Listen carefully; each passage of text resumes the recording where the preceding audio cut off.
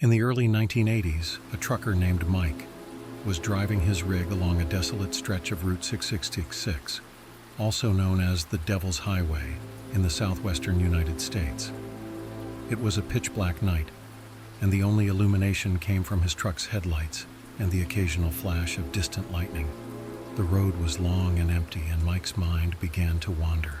He thought about his family back home, the long hours he spent on the road, and the eerie stories he had heard about this particular stretch of highway. As the rain began to pour, reducing visibility to almost nothing, Mike's attention snapped back to the road. He squinted through the windshield and noticed a young woman standing by the side of the road, drenched from the rain and holding out her thumb for a ride. Her appearance was strikingly odd. She wore a dress that seemed out of place, like something from the early 20th century. Mike hesitated for a moment but decided to pull over and offer her a lift. He rolled down his window and called out to her, "Need a ride?" The woman nodded silently and climbed into the cab. She sat quietly, staring straight ahead, her expression blank and her body language stiff. Mike tried to make conversation to ease the tension. "Where are you headed?" he asked. She replied in a soft, monotone voice, "Home." Mike asked a few more questions, but she only responded with nods and single-word answers. Her clothes were old-fashioned, and her face was pale and expressionless, making Mike feel increasingly uneasy. He glanced at her occasionally, noticing how she seemed almost ghostly in the dim light of the cab. As they drove on, Mike began to feel an overwhelming sense of dread. The rain pounded on the truck's roof, and the wind howled outside. Every now and then, the truck's headlights would reveal fleeting glimpses of the desolate landscape, making the night feel even more oppressive. After about an hour, the woman suddenly pointed to an old, dilapidated house on the side of the road and asked Mike to stop. "This is it," she said in that same eerie voice. Mike pulled over and watched as she thanked him in a barely audible whisper before getting out of the truck. He followed her movements with his eyes, and as she walked towards the house, she seemed to fade into the darkness. Mike sat there for a moment, trying to shake off the unsettling feeling. He looked at the house again, and a chill ran down his spine. It looked abandoned, with boarded-up windows and an overgrown yard. The next day, Mike mentioned the encounter to a local diner owner while having breakfast. The owner's face turned pale, and he explained that the house had been abandoned for decades after a young woman who lived there was killed in a car accident on Route 66. Local legend had it that her spirit roamed the highway, seeking rides from passing truckers. Mike, shaken to his core, realized he had given a ride to a ghost. The thought haunted him for the rest of his career, and he never drove that stretch of highway at night again. In the mid-1990s, trucker Sam was on a long haul through the Pacific Northwest. Late one night, after hours of driving, he pulled into a remote rest stop to get some sleep. The place was deserted, and the only sound was the wind rustling through the trees. The moonlight cast eerie shadows across the empty parking lot, and Sam couldn't shake the feeling that he was being watched. Sam parked his rig, locked the doors, and settled into his sleeper cab for the night. He closed his eyes, trying to drift off, but the sense of unease kept him awake. Every little noise outside seemed amplified in the silence of the night. He tried to reassure himself that it was just his imagination, but the feeling of being watched only grew stronger. Around 2 a.m., he was awakened by a soft tapping on his window. His heart raced as he peered out and saw a man standing there, disheveled and wild-eyed, with an unsettling grin on his face. The man gestured for Sam to roll down the window, but Sam refused, sensing something was very wrong. The man's tapping grew more insistent, turning into loud bangs that echoed through the night. Panicked, Sam started his engine and sped out of the rest stop, his eyes darting to the rearview mirror. The man chased after his truck for a few moments before disappearing into the darkness. Sam's hands were trembling as he gripped the steering wheel, trying to put as much distance as possible between himself and the rest stop. The next day, Sam reported the incident to the local police. They told him that several truckers had gone missing from that rest stop over the past few years.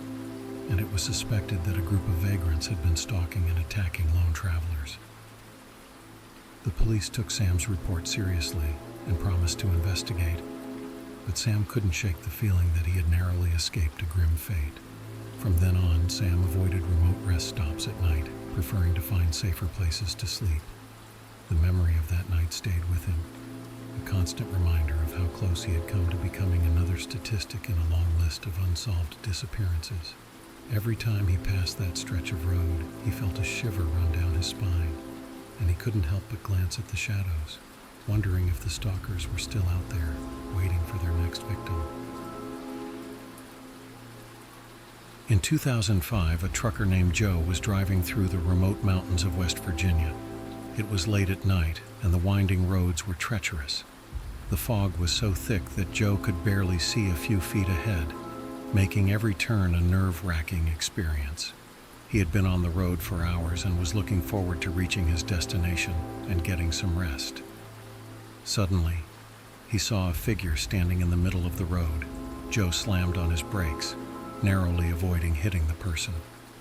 His heart pounded as he got out to check. He found an elderly woman, shivering and muttering incoherently. She looked terrified, her eyes darting around as if she were being hunted.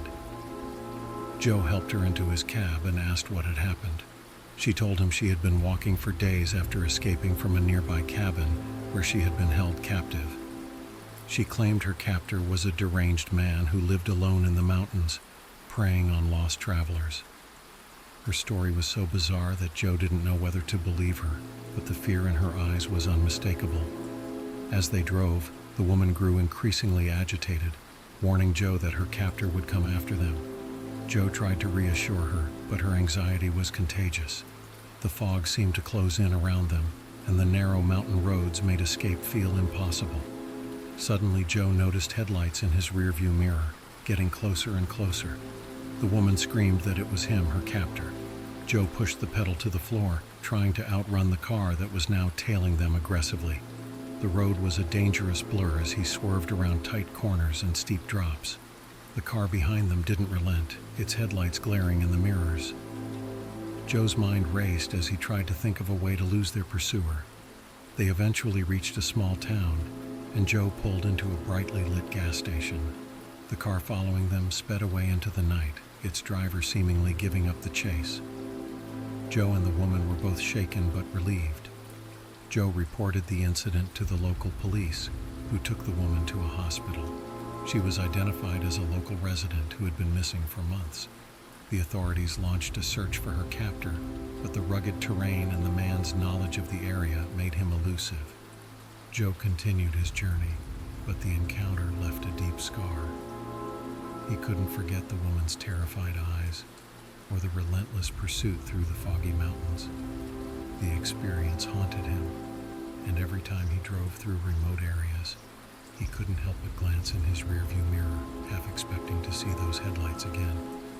The thought that a predator was still out there, lurking in the darkness, waiting for his next victim, was a nightmare that never truly left him.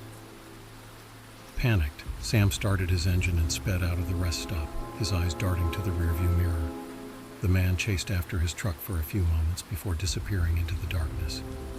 Sam's hands were trembling as he gripped the steering wheel, trying to put as much distance as possible between himself and the rest stop. The next day, Sam reported the incident to the local police. They told him that several truckers had gone missing from that rest stop over the past few years, and it was suspected that a group of vagrants had been stalking and attacking lone travelers. The police took Sam's report seriously and promised to investigate, but Sam couldn't shake the feeling